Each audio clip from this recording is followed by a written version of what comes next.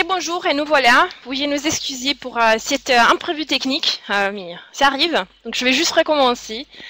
Pour ceux qui n'ont pas entendu avant, je m'appelle Caterina Luciani et je suis coordinatrice de programme de l'Association internationale Professionals in Humanitarian Assistance and Protection, ou comme nous l'appelons PHAP. J'ai le plaisir de vous accueillir à cette session en ligne portant sur les consultations qui ont eu lieu dans la région de l'Afrique de l'Ouest et centrale en vue du sommet humanitaire mondial. D'abord, quelques mots sur l'événement d'aujourd'hui ainsi que sur le sommet. Comme la plupart d'entre vous le savent, le sommet humanitaire mondial est un projet qui s'étale sur plusieurs années et qui vise à examiner les nouveaux défis et enjeux inhérents au système humanitaire au niveau global. Le sommet a comme but aussi d'explorer des nouvelles structures, priorités et stratégies pour le futur. Il s'agit d'un processus transparent et inclusif dont le point culminant sera le sommet à Istanbul au printemps 2016.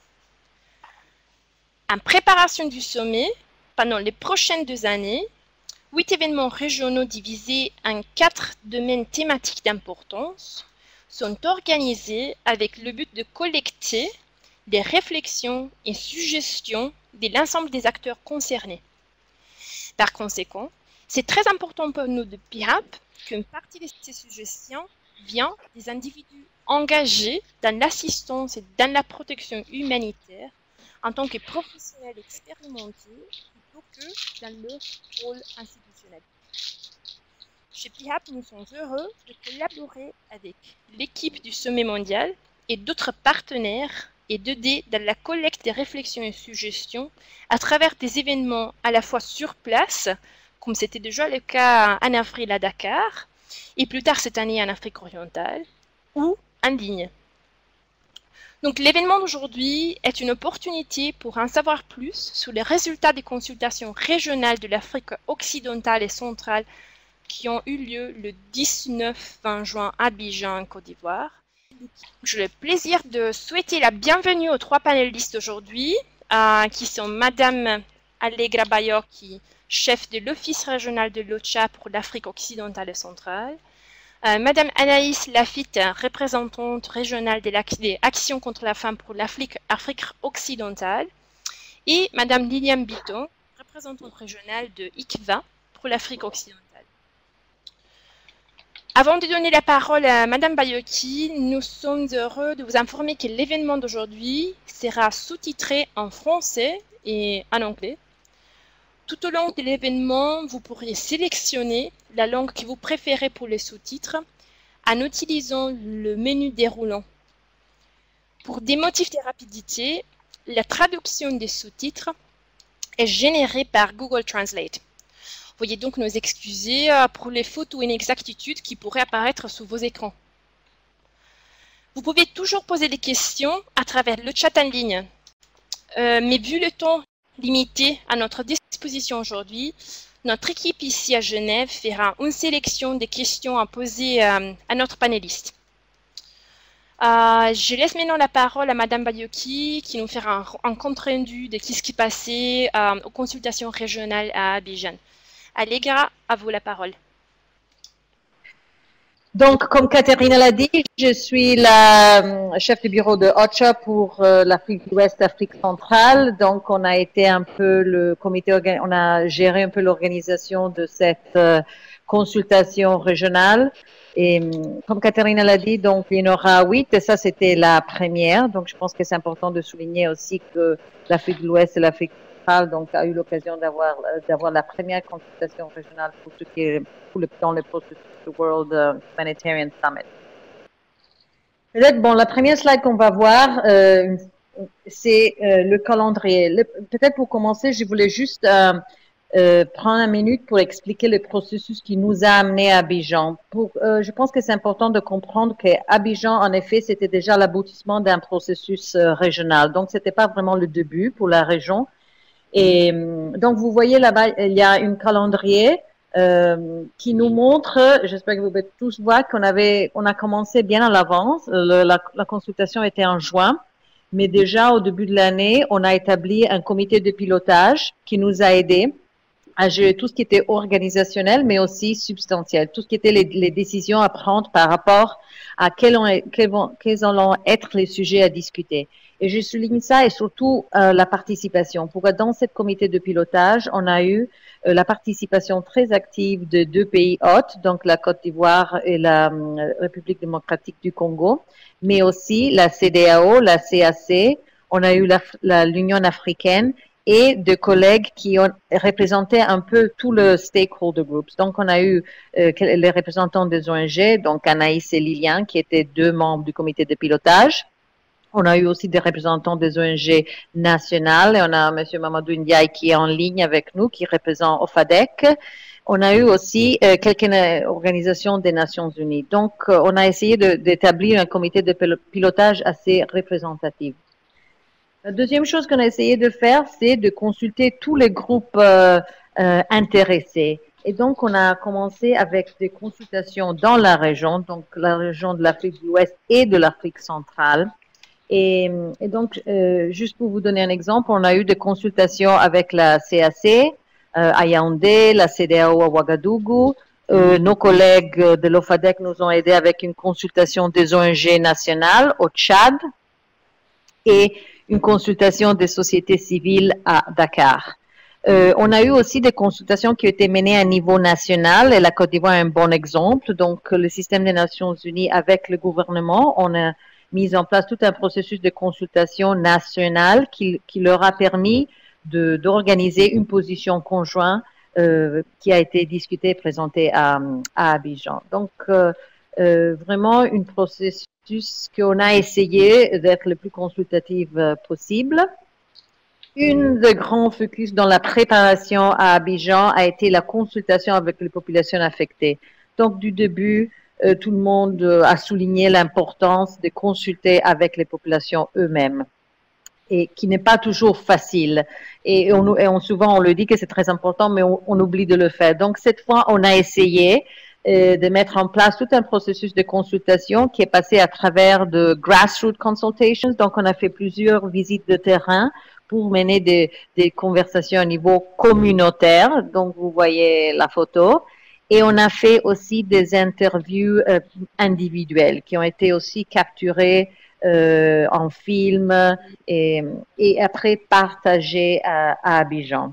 Et je prends aussi le moment pour ajouter qu'on a aussi essayé d'avoir des représentants de communautés affectées à Abidjan. Donc, je pense j'avoue que ça a été pas toujours facile et je pense qu'on n'est pas satisfait du résultat, etc.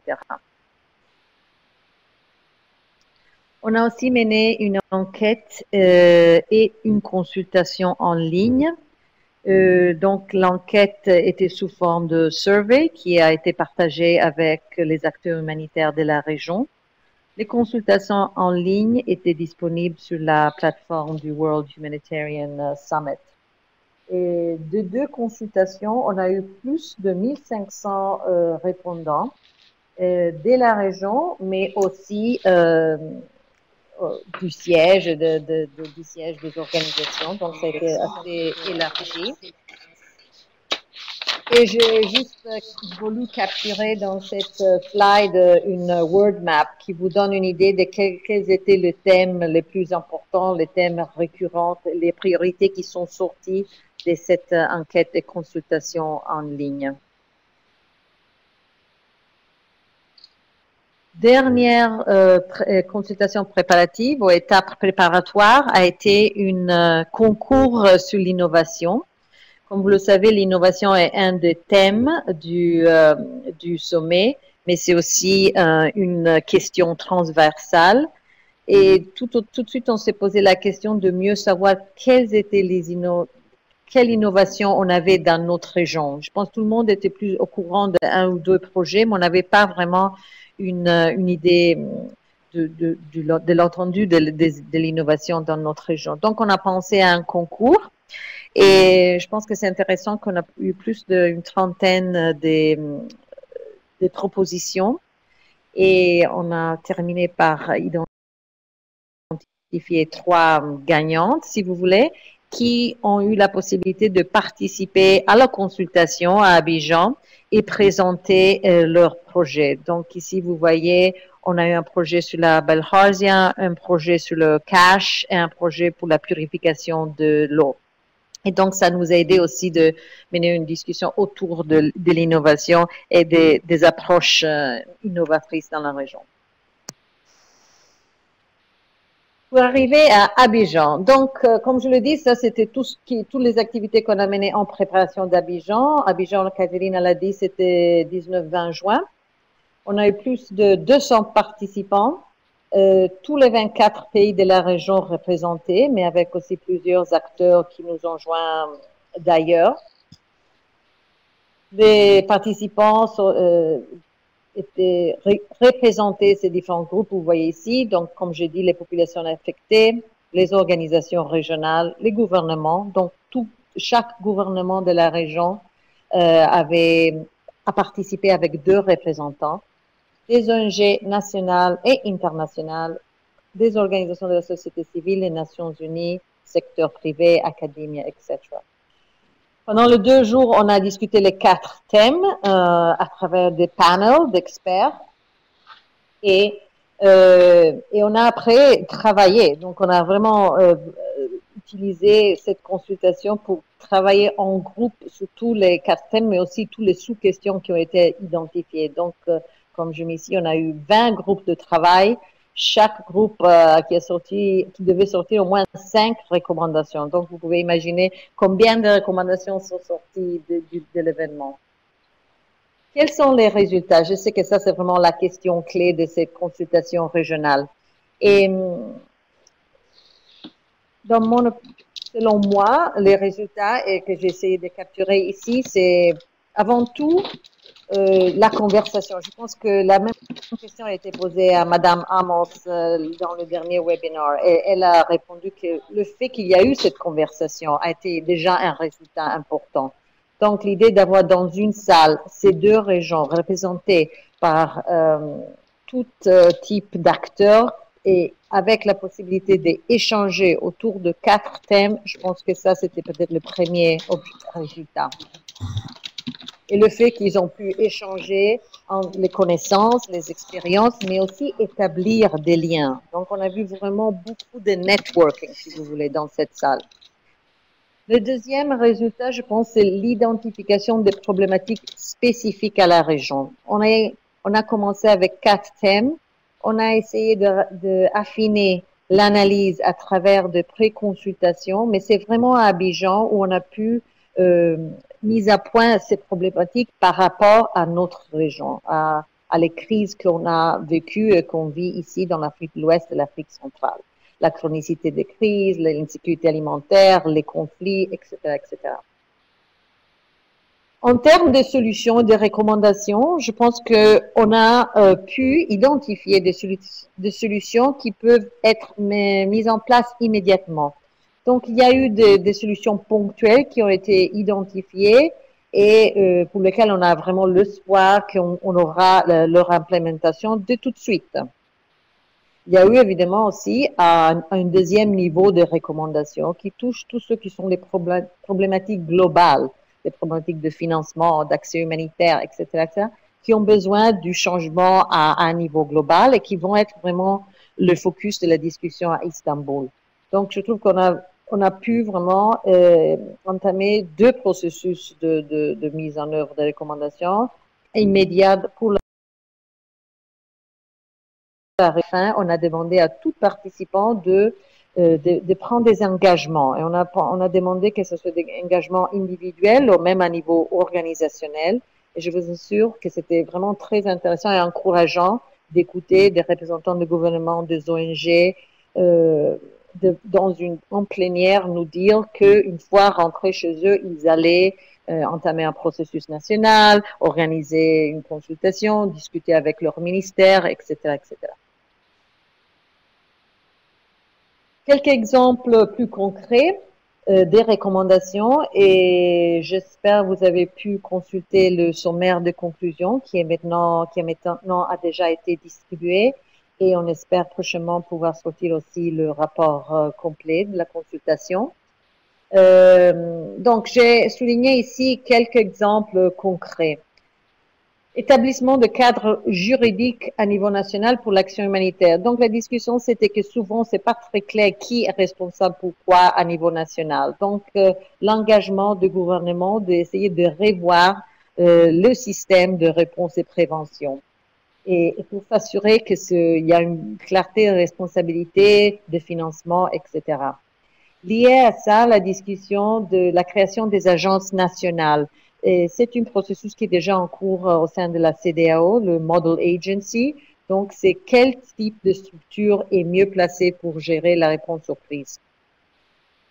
On a proposé la création de mécanismes régionaux de financement liés aussi à l'établissement de organisations humanitaires à niveau régional. Donc, l'idée, c'est qu'au sein de la CEDEAO et de la CAC, on pourrait créer une organisation, une structure humanitaire qui pourrait aussi gérer des financements conjoints. On a beaucoup discuté par rapport au risque, la gestion des risques, et donc la recommandation, c'est de revoir tous les systèmes d'alerte précoce qui existent dans la région, à niveau national et régional. On est au courant qu'il y en a plusieurs, mais que souvent, ils ne se parlent pas entre eux. Donc aussi, les coordonner et mieux partager leur analyse. On a discuté du besoin de mieux apprendre et donc l'établissement de centres d'excellence et des réseaux d'apprentissage régionaux. Dans tout ce qui était innovation, on a discuté du partenariat public-privé qui commence à se mettre en place dans quelques pays dans la région. Et donc, l'idée, c'est établir une plateforme permanente qui pourrait soutenir les échanges, mais en même temps mettre en place le cadre de ce partenariat. Sur le thème de protection des populations en conflit, une réaffirmation du principe du dialogue humanitaire, donc d'accepter que tout acteur humanitaire peut dialoguer avec tout acteur militaire dans l'intérêt de l'action humanitaire. Et on a repris la ratification de tout cadre juridique, mais aussi, et par exemple, la Convention de Kampala, qui reste encore pratiquement à moitié ratifiée et mise en œuvre dans la région. Donc ça, c'est juste quelques exemples des recommandations plus spécifiques qui sont sorties de la consultation. Je vais vous laisser avec, j'ai repris ça les voix des participants. Donc, chaque participant nous a donné du feedback et je pense que c'est intéressant de voir leur perspective par rapport à l'événement. Donc, comme vous voyez, c'était un échange. Donc, ils ont souligné l'importance de trouver des nouvelles idées, du networking et de sharing, donc partage de l'expérience.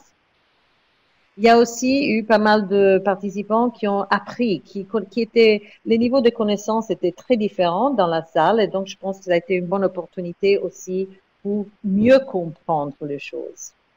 Et une opportunité pour améliorer la coordination et la collaboration entre les acteurs gouvernementaux et non gouvernementaux.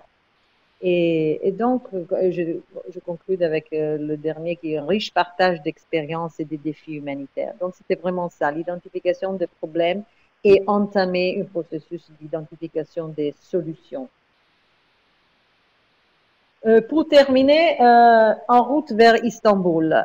Donc, comme on l'a dit au début, Abidjan n'est qu'une première étape vers Istanbul 2016. Et donc, ici, vous pouvez voir, il y en a 8 consultations régionales, mais il y a aussi des consultations thématiques et les consultations globales. Donc, tout ce processus va nous mener à Istanbul. Et donc, je pense que l'importance d'Abidjan, c'est que on a été le premier groupe régional à créer la base des discussions. Et donc, dans les prochaines semaines, nos collègues vont se voir à Tokyo et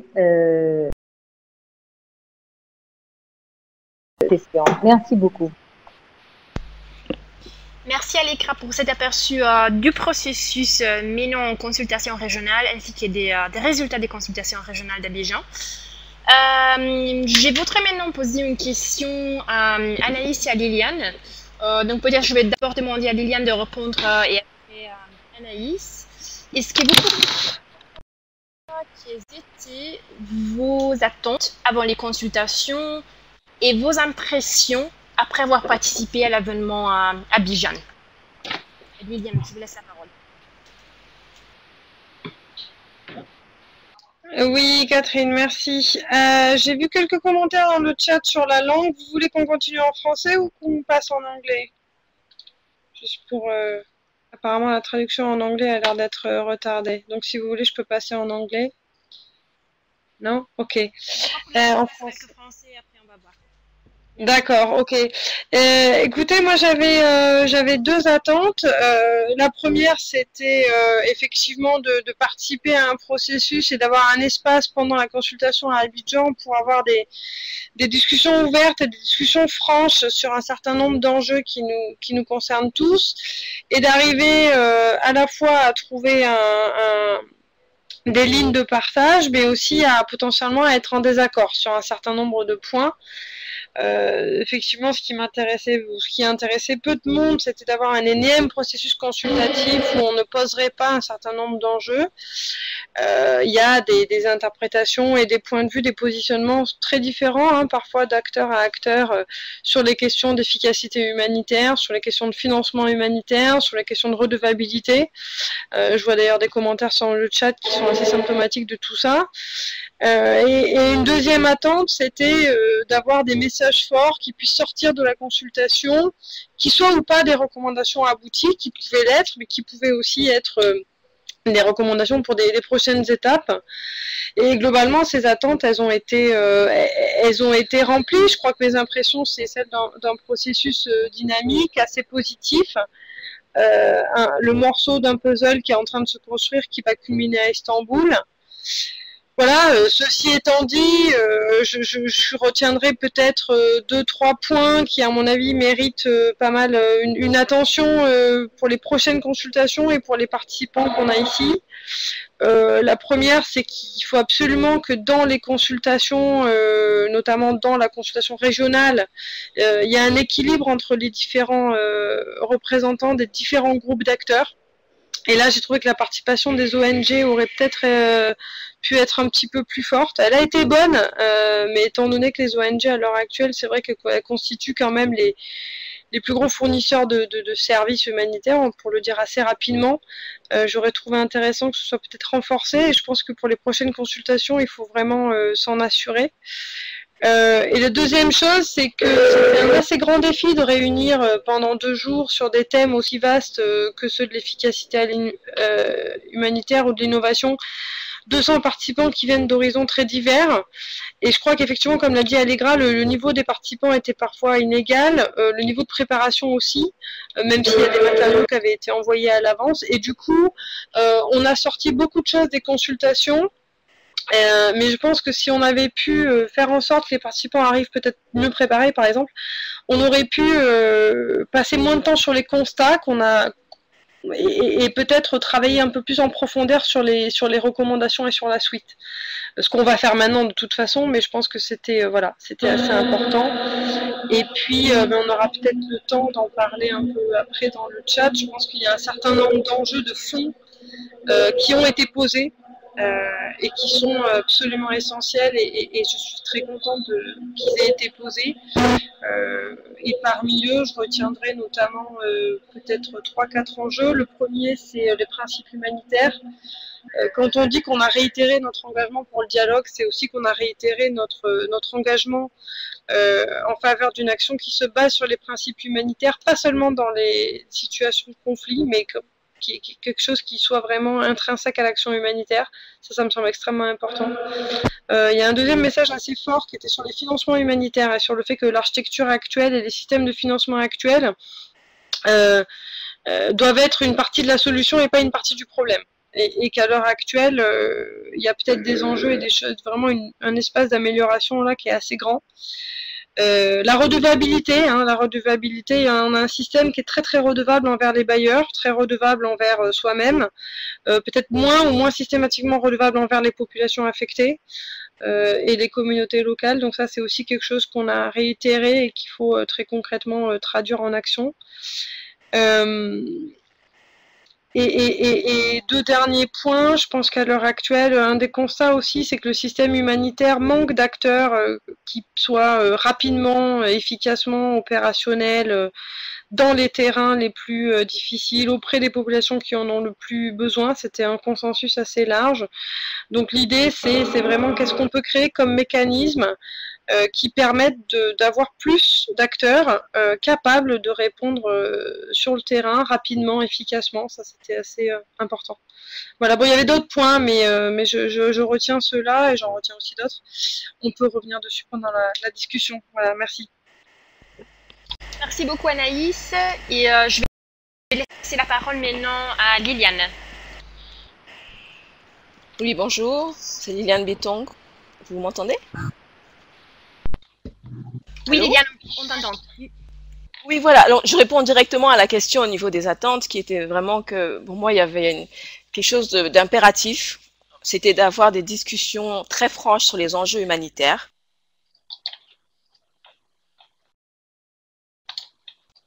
Et un recentrage commun sur la manière dont l'aide humanitaire future pourra mieux servir les populations. Il était important pour moi aussi de comprendre les résultats possibles au niveau d'Istanbul.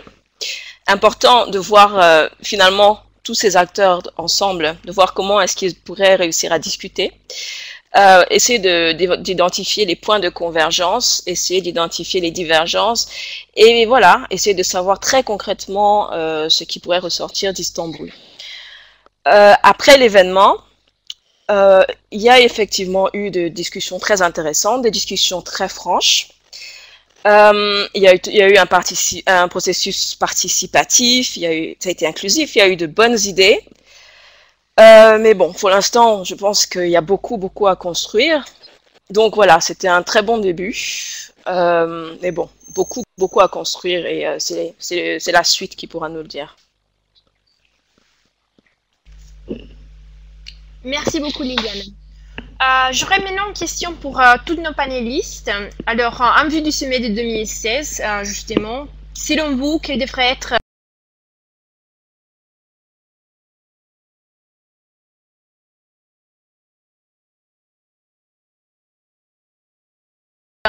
de continuer la discussion et le processus commencé à Abidjan. Donc, je vais peut-être demander d'abord à Allegra de répondre, suivi par Anaïs et après Liliane. Merci.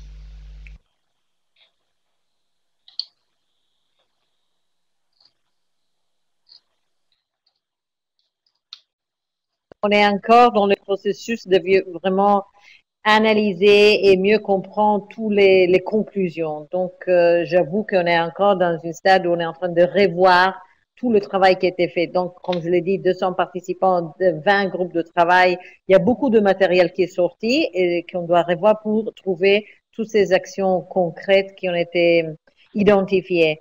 On a beaucoup discuté lors d'Abidjan aussi d'une roadmap, donc d'une feuille de route pour la région. Et je pense que ça, c'est notre prochaine étape. Donc, établir un feuille de route pour la région.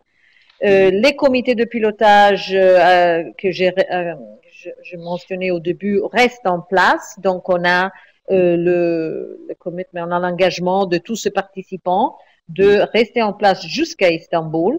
Et donc, c'est ces comités de pilotage qui va nous aider à mettre en place justement le feuille de route. Et des exemples, bon, déjà les consultations, faire le lien avec les autres consultations en Afrique. Donc, on est en train de discuter avec nos collègues qui auront la consultation en Afrique du Sud. Après, il y aura peut-être Nairobi, le Nord. Et ça, c'est important, je pense. Reprendre les thématiques qui sont sorties en Afrique de l'Ouest, Afrique centrale. Continuer la discussion à niveau régional. Donc, pour nous, c'est très important de continuer cette dialogue avec la CEDEAO, avec la CAC. Ils ont pris des engagements, donc c'est important de faire le suivi. Et aussi, à travers de eux, de gérer tout ce qui est la partie gouvernementale. On a aussi besoin d'engager l'Union africaine. L'Union africaine a très clairement dit qu'ils veulent essayer de travailler vers une position africaine à Istanbul. Et donc, on doit les engager. Ils étaient présents, comme je le dis, mais je pense que maintenant, il faut leur soutenir dans un dialogue qui va être géré par l'Union africaine et soutenu par nous. Oui, donc ça, c'est quelques idées pour commencer. Merci Allegra. Anaïs? Oui, alors je vais pas répéter ce qu'a dit Allegra, effectivement, une feuille de route pour la région. Je crois qu'il y a aussi une attente, il y a des enjeux qui vont requérir des positionnements et des discussions dédiées avec soit certains groupes d'acteurs, soit certaines thématiques. Et je pense que ça, on va l'attendre. Je pense que notamment, il y a quand même pas mal de choses qui se passent à l'heure actuelle dans le système humanitaire qui sont pas forcément dictées, mais qui sont quand même très largement influencées par les attentes des bailleurs. Or, les bailleurs de fonds n'ont pas été forcément ceux qui ont été le plus vocaux pendant la consultation. Mais je pense que, par exemple, en plus de la feuille de route et d'un certain nombre de consultations dans la suite, une discussion dédiée avec les bailleurs à la fois au niveau régional et au niveau global sera important. Je pense qu'on va aussi attendre, et ça c'est vrai que c'est plus difficile à capturer, mais il y a quelque chose d'un changement assez radical qu'on attend dans les pratiques, dans un certain nombre de pratiques humanitaires à l'heure actuelle. Et encore une fois, je regarde le chat en même temps qu'on parle, et il y a des points qui sont vraiment intéressants. Mais je pense qu'il y a une culture du risque qu'on est en train de perdre. Alors pas une culture du risque, pas la compréhension des risques auxquels sont exposées les populations, mais la prise de risque par les organisations. Dans notre côté, on a aussi un environnement qui est de plus en plus complexe et difficile dans lequel on intervient. Mais je pense qu'il y a effectivement, je crois qu'il y a un participant là, Mohamed Agrissa, qui disait que certains acteurs se sont coupés eux-mêmes de certaines zones par réticence. Je pense que c'est assez vrai et que c'est vraiment quelque chose. Il y a une culture du dialogue, de la négociation, de l'accès qu'il faut vraiment regagner parfois. Et encore une fois, la redevabilité envers les populations affectées, c'est aussi très concrètement, il y a des mécanismes qu'il faudrait penser à avoir de manière très très systématique. Voilà.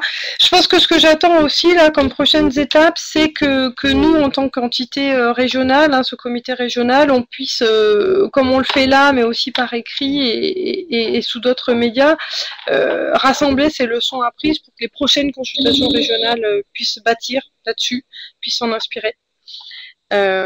Et puis je pense qu'un certain nombre de positionnements, comme on les entend là, d'engagement, à la fois d'individus ou d'organisations vis-à-vis des recommandations qui peuvent commencer à émerger, à se dessiner, c'est aussi ça qui va permettre de changer la donne ou de renforcer les directions qu'on prend dans tel et tel sens. Merci Anaïs. Je laisse la parole à Liliane.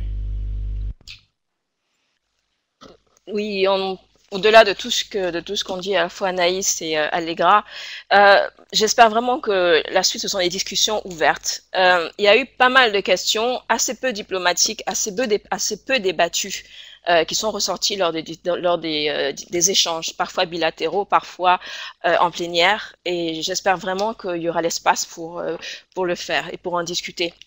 On a vu également qu'il y avait un potentiel pour qu'il y ait un réel engouement populaire. C'est-à-dire qu'il y a eu des personnes, des étudiants, des non-spécialistes de l'humanitaire qui, quelque part, ont envie de comprendre comment ça se passe et qui ont des questions à poser, des questions véritables, des questions auxquelles il n'est pas toujours facile de répondre. Donc j'espère vraiment, on en parlait, le fait de ne pas laisser ces discussions au niveau des spécialistes, mais que les personnes, à commencer par les personnes affectées ou juste les citoyens X, Y, puissent les prendre. Ensuite, il y a aussi, je pense, une question, quand on regarde les textes humanitaires, les fondements humanitaires, les engagements que prennent les organisations, les gouvernements, etc., on se rend compte qu'on a une batterie d'instruments qui sont déjà là et qui finalement disent beaucoup de bonnes choses, mais qui, dans les faits, ne sont pas tellement respectés. Donc, pour moi, c'est vraiment comment est-ce que peut-être des principes aussi simples que l'appropriation locale, s'assurer que les populations locales soient au centre de toutes les actions que nous faisons. Comment est-ce qu'on part de ce discours qui est présent dans tout et qui n'est contesté par personne. Comment est-ce qu'on part de ça pour arriver à véritablement changer un peu, peut-être changer le paradigme et commencer effectivement à dire et à faire ce qu'on fait. Et donc ça, c'est pour moi, ça s'applique à l'ensemble des acteurs du système. Voilà. Excellent, merci beaucoup Liliane. Nous avons une question posée par Monsieur Gaspard Kibukuza Mukunda, qui est chef de division assistance humanitaire, ministère des Affaires sociales, Action humanitaire et solidarité nationale à la République démocratique du Congo. Et Monsieur Mukunda voudrait savoir comment les suggestions, réflexions collectées au niveau des consultations thématiques et régionales seront coordonnées et consolidées afin de créer la structure et le contenu de discussion à Istanbul. En outre, il demande si il y aura des recommandations proposées avant le début du sommet ou si serait le rôle de ce présent à Istanbul dans ce jury. Donc je vois que c'est une question un peu plus technique. Je vais d'abord la poser donc à l'écran, mais après aussi si Anaïs et Liliane ont des contributions seront les bienvenues. À l'écran, la parole à vous. Ok, je pense qu'en partie, on a déjà répondu. Peut-être je vais juste dire un mot sur le processus global donc, vers Istanbul. Donc, il y aura ces 8 consultations régionales. Quand je fais la présentation, j'ai dit il y aura aussi des consultations thématiques. Tout va aboutir dans une Global Consultation pré-Istanbul qui est prévue vers la fin de 2015. Suite à laquelle on aura un rapport du secrétaire général. Donc, il y aura déjà donc un travail qui sera fait de reprise de toutes les recommandations qui sont sorties des consultations régionales, qui sont sorties des discussions des experts, pour présenter déjà une agenda dans le rapport du secrétaire général, donc qui sort en décembre 2015. Et qui prépare les discussions de Istanbul. Donc, non, c'est pas que chacun peut aller à Istanbul. Évidemment, à Istanbul, il y aura une conversation autonome, si vous voulez, mais qui va être quand même préparée à l'avance et les recommandations donc vont être aussi beaucoup affinées. Je reprends par exemple l'exemple d'Anaïs qui disait avec le bailleur de fonds. À Abidjan, on a sorti très clairement la problématique des financements qui ne sont pas assez flexibles. Les bailleurs de fonds nous posent beaucoup de requêtes par rapport au reporting et chaque bailleur a son système. Donc, cette recommandation, peut-être on peut pas l'adresser ou la résoudre à niveau national ou régional, mais c'est maintenant sur la table. Donc, ça va faire partie de ces recommandations qui vont être traitées pendant ces années, pendant ces 2 années, avant d'Istanbul. Comme ça qu'on arrive à Istanbul, de façon d'arriver à Istanbul déjà avec une solution possible à travers des discussions avec des bailleurs de fonds. Donc, le processus d'ici à Istanbul, c'est aussi de trouver les solutions possibles. Over. Merci Alekra. Je ne sais pas si Anaïs ou Liliane, vous avez quelque chose à ajouter. Anaïs? Non, sur ce point-là, non, peut-être pas. Liliane, vous avez quelque chose à ajouter? Oui, je peux peut-être préciser que pour moi, il y a eu un défi majeur dans ces consultations, c'est vraiment de s'assurer que l'ensemble des recommandations qui ont été émises lors des consultations préliminaires, que l'ensemble des documents existants, les documents de recherche, que ce qui ressort de très intéressant dans les rencontres organisées par les différentes entités nourrissent la réflexion finale. Et c'est-à-dire que le résultat d'Istanbul ne soit pas simplement laissé à la dynamique qu'il y aura eu lors de cette réunion spécifique. Merci Liliane. Donc, on a reçu une question par Monsieur Djibiso, qui est coordinateur département santé et justice sociale de l'ONG African Consultants International. Et il remarque que l'engagement des ONG locales dans le processus est crucial. Donc, il demande quelles sont les recommandations des consultations à ce sujet et quelles mesures ont été prises afin d'assurer que les ONG locales sont conscientes du processus et y prennent part activement. Donc, je vais demander d'abord à Alekra et après aussi une réflexion par Anaïs et Liliane. Ok.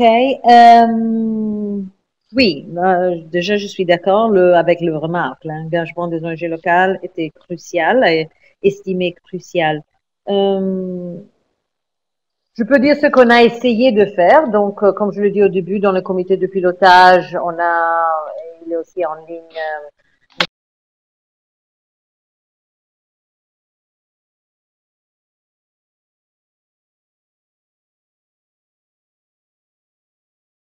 En DI. Donc, notre approche était d'aller vers le consortia. Donc, on a essayé d'identifier les consortiums qui existent, donc il y a OFADEC, REPAOC, etc., et de leur demander de nous aider à faire ressortir l'information et disséminer l'information par rapport au World Humanitarian Summit. Donc, c'était tout au début.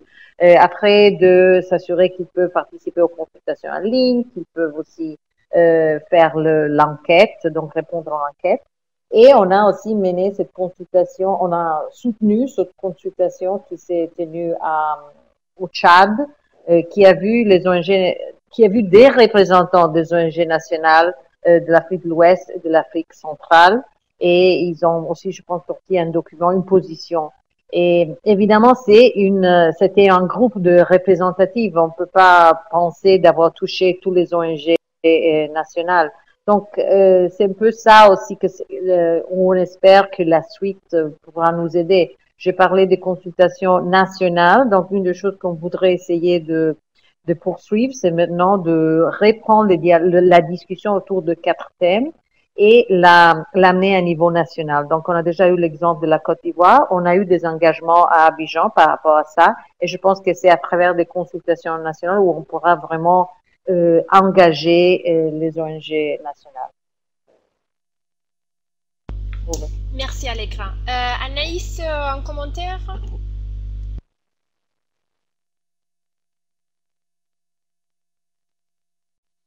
Appropriée des ONG locales, il faut des mécanismes dédiés de consultation avant et pendant. Et c'est ce qui a été fait là dans le cas ouest et central africain, et il faut que ce soit refait pour les prochaines consultations. Donc ça, c'est quand même une bonne leçon qu'on a tirée.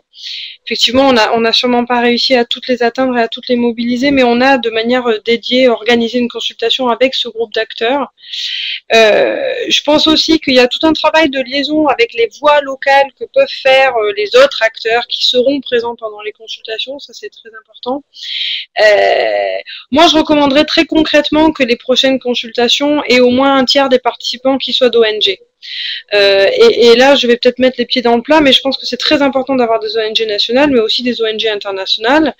Le plus important étant d'avoir des personnes qui représentent les organisations qui, à l'heure actuelle, fournissent la majeure partie des services humanitaires.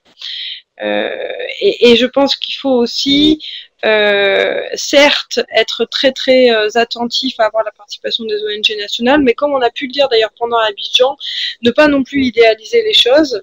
On sait très bien qu'il y a chez elles et chez les ONG internationales de la même façon des bons et des mauvais acteurs.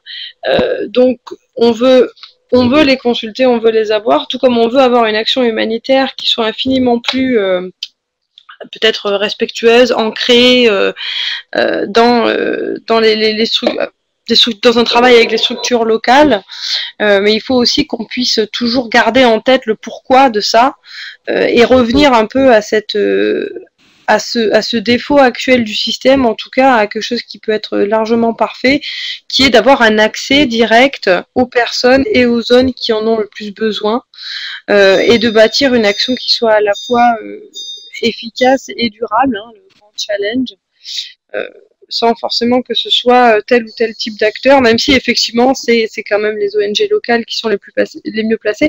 Et d'ailleurs, je finirai là-dessus, à l'encontre de Monsieur Djibiso, non seulement elles ont participé, mais en plus on a des recommandations qui très concrètement ont pour objectif d'avoir des mécanismes dédiés à leur renforcement et à leur financement. Alors, on a parlé d'agences régionales, mais ça peut être autre chose.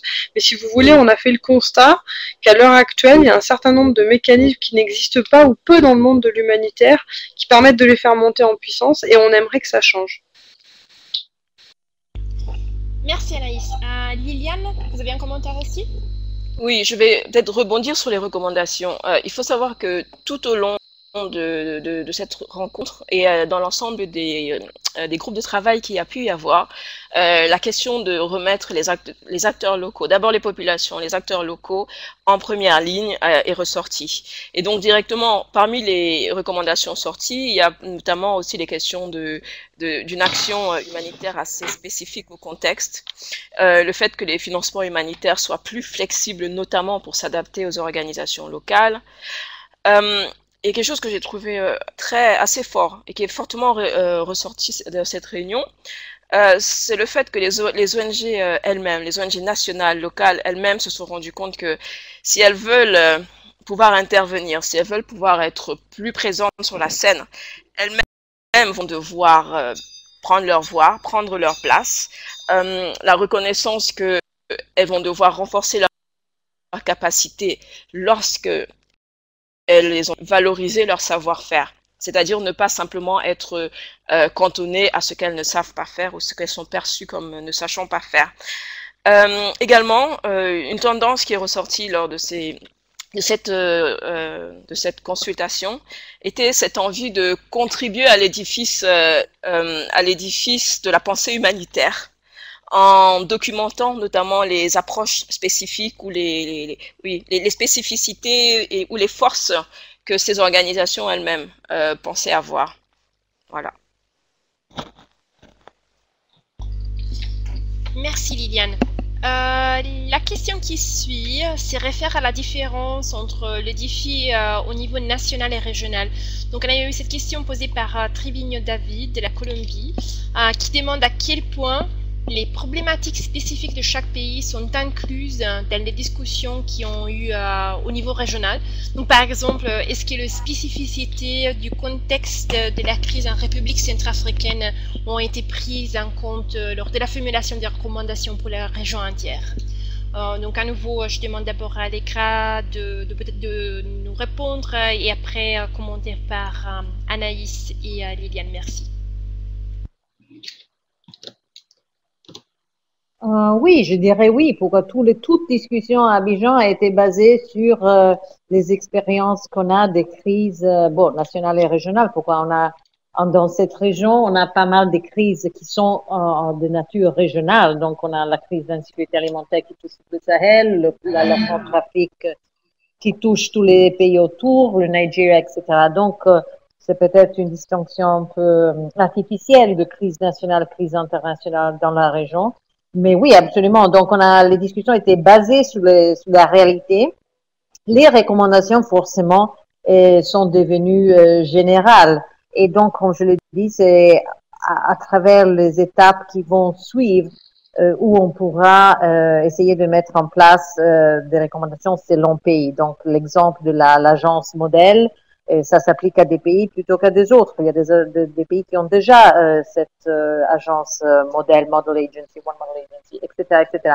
On a les thématiques conflits qui sont sortis plutôt des exemples d'expériences au Mali et au CAR. Et donc, pour ce type de consultation qui était une consultation globale, les recommandations, même si basées des expériences nationales et régionales, sont devenues plus génériques dans le rapport. Mais donc, de nouveau, à nous, dans les étapes qui vont suivre, de reprendre ces recommandations et d'engager les différents groupes, comme aussi Anaïs l'a dit, les différents groupes, les différentes thématiques qu'on connaît, qui touchent la région. Merci Allegra. Anaïs, tu as quelque chose à ajouter? Je crois qu'effectivement, c'est un enjeu assez grand quand on travaille à un niveau régional d'arriver à la fois à saisir des tendances lourdes, les faits saillants qui sont communs à tous, mais pas perdre de vue le caractère, les éléments spécifiques des contextes nationaux et d'ailleurs même des contextes locaux, parce qu'on sait aussi tous, étant les professionnels que nous sommes, qu'un pays n'est pas non plus une entité homogène en termes de problématiques humanitaires et peut rassembler à lui tout seul 3 ou 4 problématiques au moins. Alors on a au maximum dans les discussions utilisé des case studies, des exemples concrets de bonnes et de mauvaises choses. Et je crois que Je crois que la RCA a été très largement évoquée, notamment quand on a abordé la question de l'assistance humanitaire en situation de conflit, mais aussi la question de l'efficacité humanitaire. C'est-à-dire que la RCA nous a servi d'exemple à un moment donné pour effectivement tomber d'accord sur une relative faillite de la réponse qui a été celle du système humanitaire à la crise centrafricaine, avec certes des améliorations en cours, mais enfin quand même quelque chose de très largement perfectible. Et ça nous a servi à poser un certain nombre de thèmes. On a eu des témoignages de RCA, on a eu des participants de la RCA, enfin tout ça a été utilisé. Je pense qu'effectivement, pour les prochaines fois, j'encouragerai par exemple chaque participant à venir avec un exemple de ce qui a pu marcher. Bon, forcément qu'il soit pertinent sur un des 4 thèmes ou les 4 thèmes, pour pouvoir verser cette substance-là aussi à l'ensemble des matériaux qui vont être utilisés. Je pense que c'est quelque chose d'intéressant. Merci Anaïs.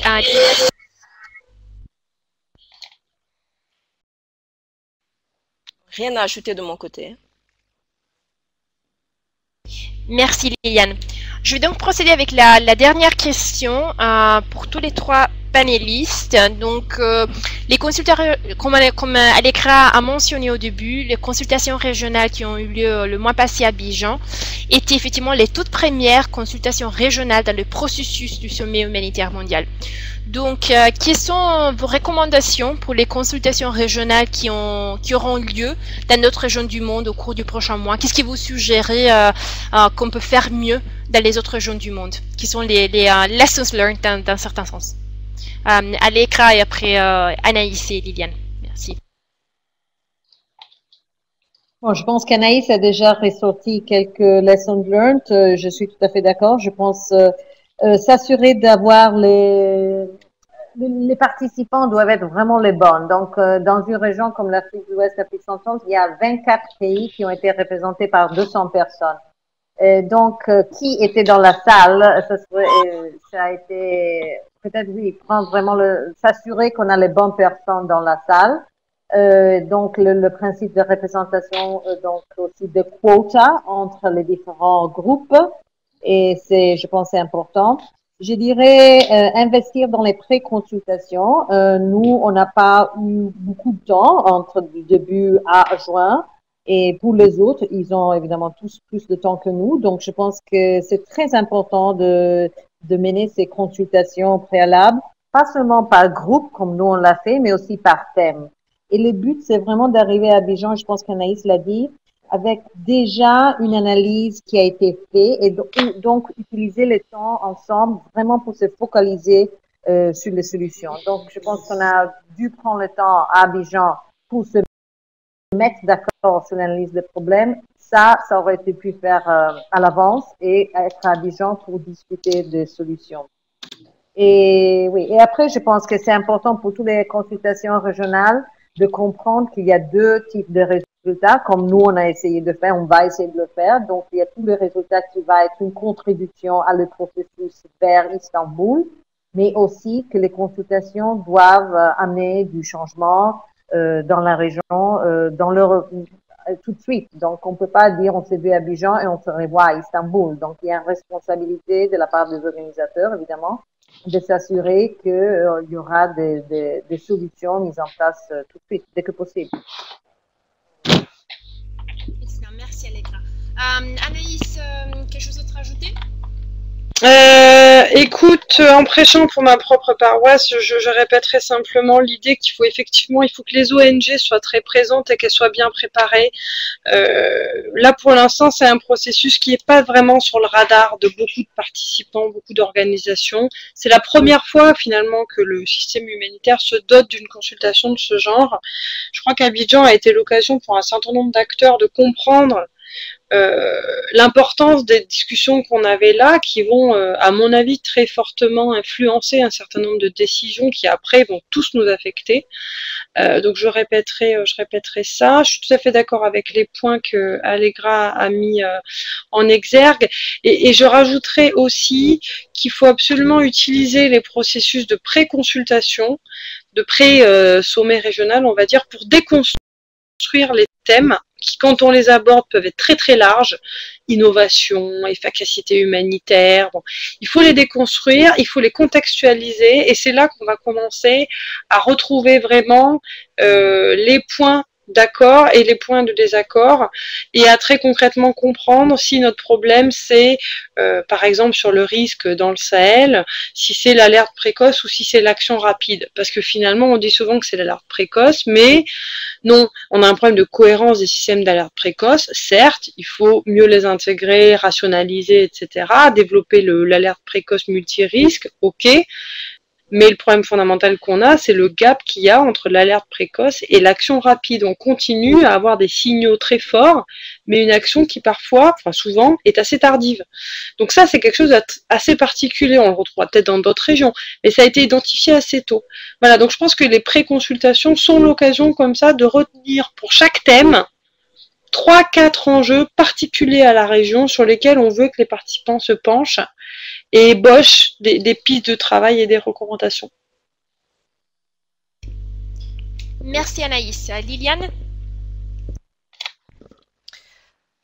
Voilà, il me semble que la réforme humanitaire en 2005, ensuite l'agenda transformatif en 2011, qui ont défini un peu la manière dont l'humanitaire est mise en œuvre aujourd'hui, ils ont été pilotés souvent au niveau des capitales.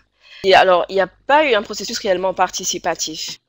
Et donc, d'avoir ce début de dialogue avec des acteurs extrêmement différents, avec probablement des approches très différentes, moi, c'est vraiment le potentiel pour se poser les vraies questions.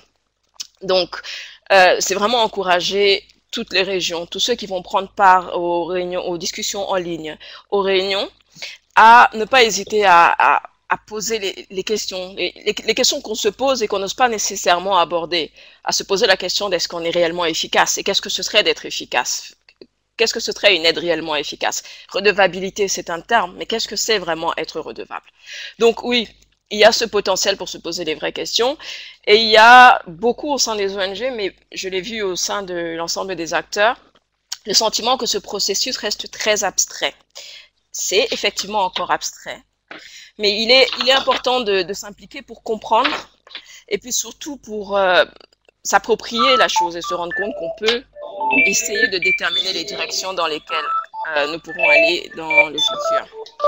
Dernière chose, comme on l'a dit, il y a eu toute une tentative au niveau des consultations d'Abidjan d'impliquer les populations, de les consulter, c'est-à-dire de discuter avec elles, et ensuite d'essayer d'avoir quelques représentants dans la salle.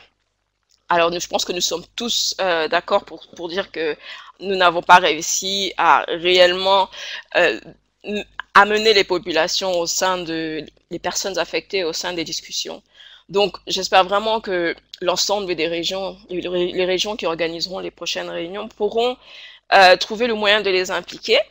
Il me semble qu'au niveau, au niveau de la consultation Asie, ce processus de consultation a été fait de façon beaucoup plus systématique, beaucoup plus globale, en se basant déjà bien avant et en se basant sur les organisations présentes sur le terrain et ayant accès et une bonne connaissance des populations.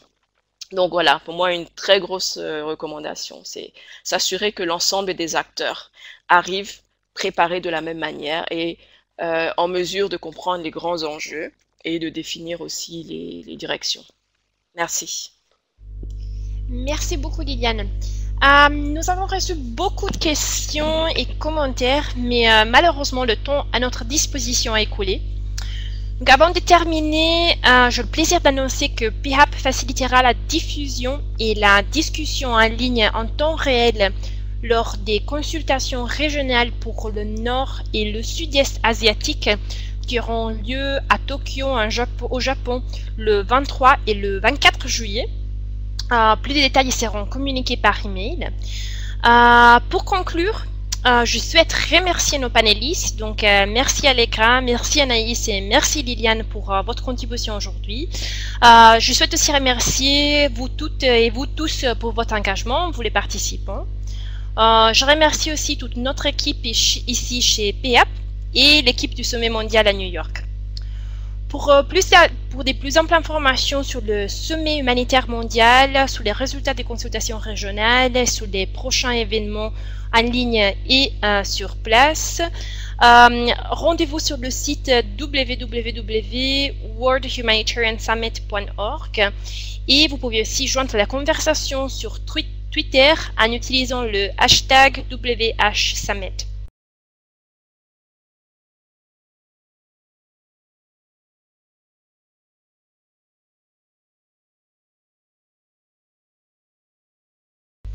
HAP.org. Encore un très grand merci à nos panélistes, à vous tous et